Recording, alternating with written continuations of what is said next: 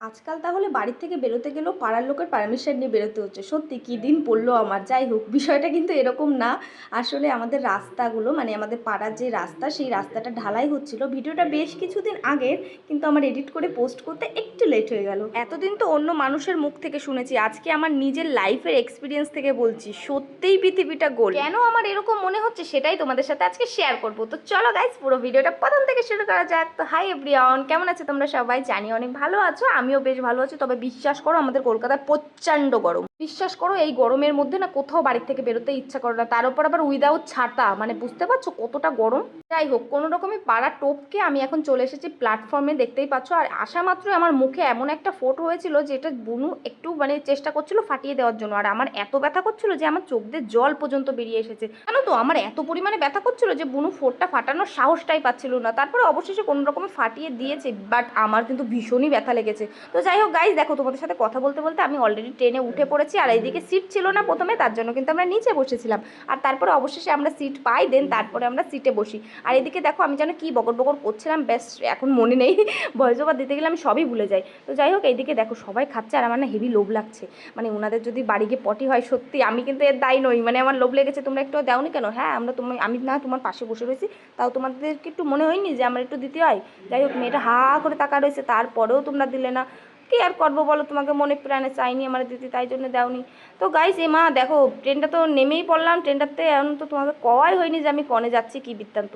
যাই হোক, কোথায় যাচ্ছি, কি করতে যাচ্ছি, সবটাই তোমাদের সাথে তো শেয়ার করছি। বলো, আস্তে আস্তে তোমরা সঠিকটা জানতেই পারবে। তো দেখো, প্ল্যাটফর্মে নেমে গেছি। আর বাই দ্য ওয়ে, এটা বলে রাখি, এটা কিন্তু বারাসাত প্ল্যাটফর্ম। হ্যাঁ, আর আমরা বারাসাত প্ল্যাটফর্মেই নেমেছি। নামার সাথে সাথে ওই কাকুটাকে দেখছিলাম, বেশ কত এক বস্তা নকুনদানা নিয়ে কোথায় যাচ্ছে। যেই আমি বলেছি এটা কি নকুনদানা, সেই দেখছি কি পাশের থেকে কত লোকজন আমার দিকে হা হা হা করে হাসছে। আর তুই কি, আমি কি এমন অন্যায় করলাম রে ভাই? তো যাই হোক, তারপরে বুঝলাম যে না, ওটা নকুনদানা না, ওটা একটা শোলার ব্যাগ। তো যাই হোক, শোলার বস্তাটা নিয়ে উনি কোথায় যাচ্ছে ভগবান জানে। তারপরে কি আর করব, দুই বোন মিলে সোজা চলে আসলাম প্ল্যাটফর্ম থেকে নেমে টিকিট কাউন্টারের সামনে দিয়ে সোজা টোটোতে। আর টোটো দেখো ইতিমধ্যে কিন্তু ছেড়েও দিয়েছে। আর এখন আমরা কোথায় যাব বলো তো? এখন আমরা যাব হচ্ছে আমাদের বহু পুরনো, আজ থেকে ঠিক 10 বছর আগে, এক বান্ধবীর বাড়িতে। মানে ওদের সাথে কন্ট্যাক্টটা ঠিক কিভাবে হয়েছিল, মানে তখন আমার বয়স ধরো কতই হবে, 13-14 বছর কি হবে, হয়তো তারও কম, 13-14 বছরেরও কম। তাহলে ভাবো আমার বোনের কতটা বয়স ছিল তখন। যাই হোক, ওদের বাড়ি ছিল বামুনগাছিতে আর আমাদের বাড়ি তো চাঁদপাড়াতে ছিল। কিছু একটা কারণবশত আমরা বামুনগাছিতে যাই, আর বেশ কিছুদিন ওখানে ছিলাম। আর সেই সূত্রেই কিন্তু ওদের সাথে আমাদের ফ্রেন্ডশিপটা হয়ে যায়।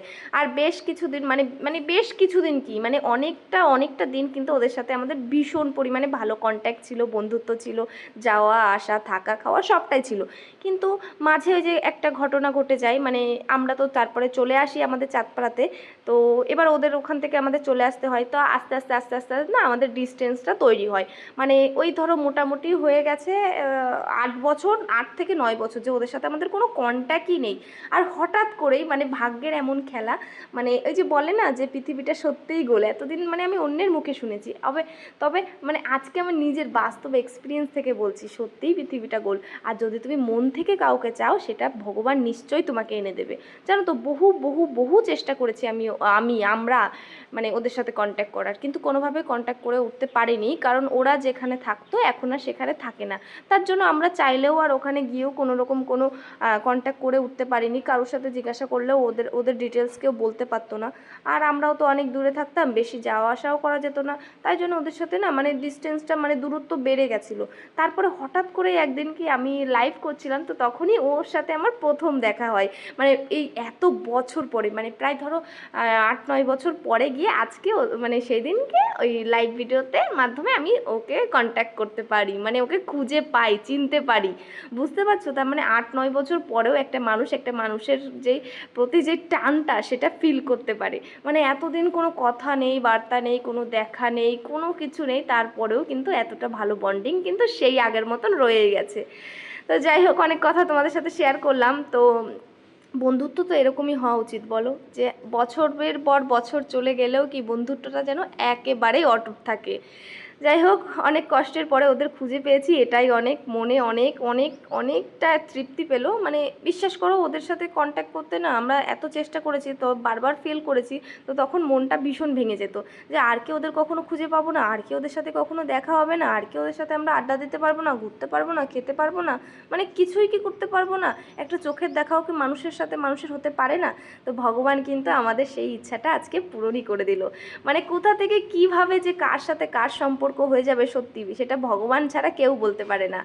তো গাইস, এখন আমি বাড়ি যাচ্ছি, আজকের ভিডিওটা এই পর্যন্ত ছিল, টাটা।